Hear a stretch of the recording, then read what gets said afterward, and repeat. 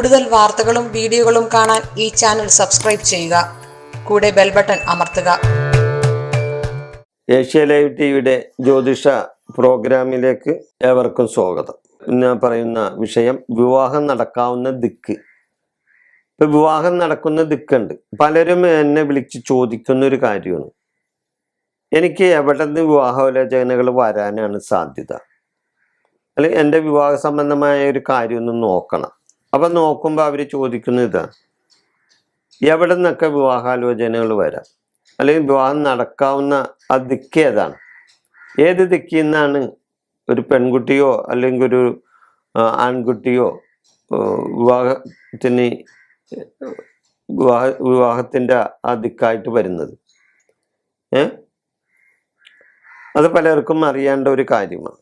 പലരും ചോദിക്കുന്നൊരു ചോദ്യവുമാണിത്. എവിടെ നിന്ന് വിവാഹാലോചന വരുമെന്ന്, അല്ലെങ്കിൽ വിവാഹം ഏത് ദിക്കിലുള്ള വ്യക്തിയുമായി നടക്കും എന്ന് അവർ ചിന്തിക്കും. വിവാഹം എന്ന് പറയുന്നത് ജാതകത്തിലെ 7ാം ഭാവമാണ്.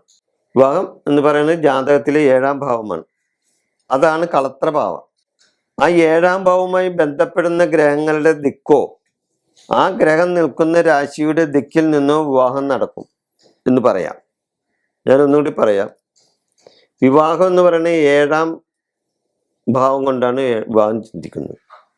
അപ്പോൾ ആ 7ാം ഭാവവുമായി ബന്ധപ്പെടുന്ന ഗ്രഹങ്ങളുടെ ദിക്കോ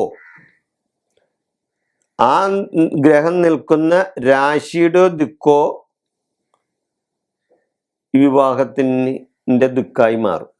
അപ്പം അവിടെ നിന്നുള്ള ആ ഭാഗത്തു നിന്നുള്ള ആലോചനകൾ വരികയും ആ വിവാഹം നടക്കാനുള്ള സാധ്യത കൂടും. കൂടാതെ ശുക്രന്റെ ദിക്കാണ്.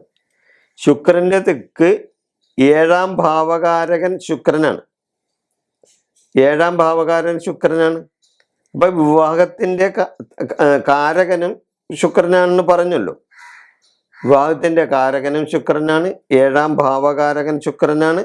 അതുകൊണ്ട് ശുക്രൻ നിൽക്കുന്ന രാശിയുടെ ദിക്കോ, ശുക്രൻ നിൽക്കുന്ന ജാതകത്തിൽ ശുക്രൻ നിൽക്കുന്ന ആ രാശിയുടെ ദിക്കോ അല്ലെങ്കിൽ ശുക്രന്റെ ദിക്കോ വിവാഹത്തിനായി ഒത്തുവരും.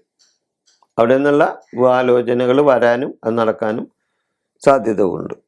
അപ്പോൾ 7ാം ഭാവത്തിൽ നിൽക്കുന്ന ഗ്രഹത്തിന്റെ ദിക്കോ 7ാം ഭാവാധിപന്റെ ദിക്കോ ശുക്രന്റെ ദിക്കോ അല്ലെങ്കിൽ അവരുടെ നക്ഷത്ര രാശി സ്ഥിതിക്ക് അനുസരിച്ച ദിക്കോ ആയിരിക്കും വിവാഹം നടക്കാവുന്ന ദിക്ക്. ഞാനിവിടെ അവസാനിപ്പിക്കുന്നു. നിങ്ങൾക്ക് നന്ദി, നമസ്കാരം.